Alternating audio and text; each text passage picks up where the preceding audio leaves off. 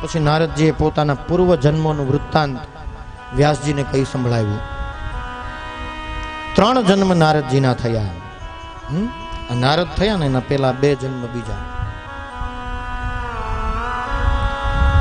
એમાં પ્રથમ નારદજીએ એના અવતારોની કથા કહેતા નારદજીએ કહ્યું કે આના પહેલા સૌથી પહેલો મારો અવતાર જન્મ થયો એ એક દાસી પુત્ર તરીકે થયો.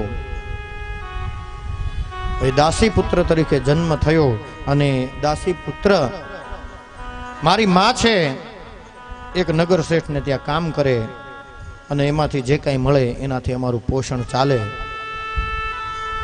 એકવાર આ નગર શેઠ ધર્મપરાયણ હતા, ધાર્મિક હતા.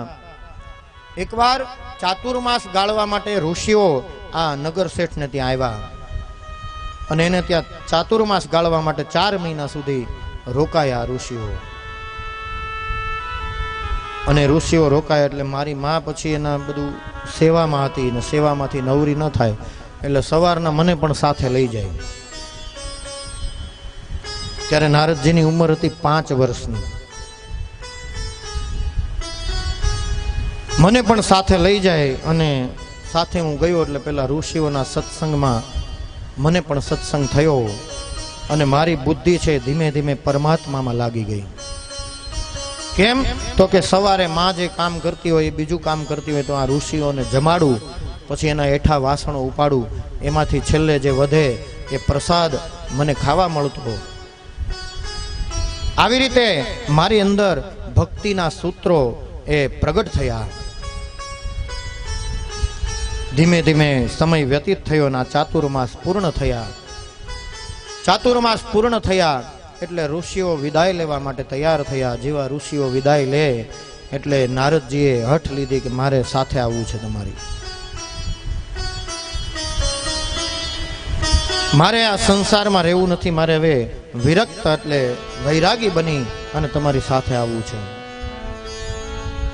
ઋષિઓએ સમજાવ્યા કે હજી આ તારી ઉંમર નથી, તારે હજી આ તારી માની સેવા કરવાની છે. પોતાની જે સાંસારિક ફરજો છે આને છોડી અને આપણે કોઈ ભક્તિમાં ન જઈ શકીએ, કારણ કે એ પણ ભગવાને જ આપેલી છે. સંસારની અંદર આપણે આવ્યા અને આપણો સંસાર આપણે માંડ્યો,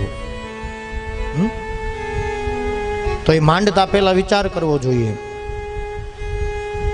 સંસારમાં પગ મૂકીએ એના પહેલા વિચાર કરવો જોઈએ કે આ બધી જિમ્મેદારીઓ આવશે. તો એ ફરજોને પહેલા અદા કરી અને પછી જો ભગવાનની સન્મુખ આવશું ને તો ભગવાન સ્વીકારશે. નારદજીને બચપન હતું એટલે ઋષિઓએ સમજાવ્યા કે હમણાં નહીં, પણ તને અમે આ મંત્ર આપીએ છીએ નારાયણ નામનો, આનો તું જપ કરજે, પણ તું જેવો આમાંથી નિવૃત્ત થઈશ એટલે તને ભક્તિ પ્રાપ્ત થશે. ઋષિઓ ના આશીર્વાદ લીધા અને ઋષિઓ ત્યાંથી વિદાય લીધી. આ બાજુ નારદજી અને એને માં દાસીપુત્ર હતા. બંને આ નગર શેઠને ત્યાં માં કામ કરે. નારદજી આ બાજુ હવે તો ભક્તિનો રંગ લાગ્યો છે. પઠન કરે તો એ શું કરે? વિષ્ણુ નામનું, વિષ્ણુ ભક્તિનું.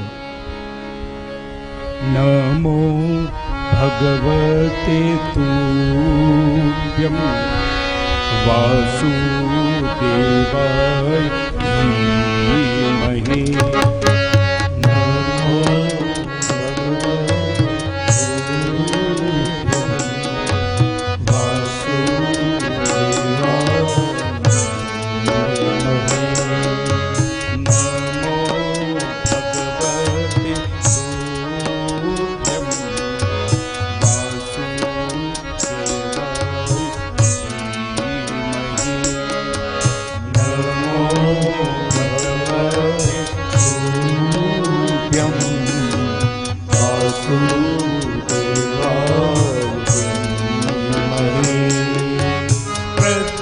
નમો ભગવતે તુભ્યં વાસુદેવાય ધીમહિ.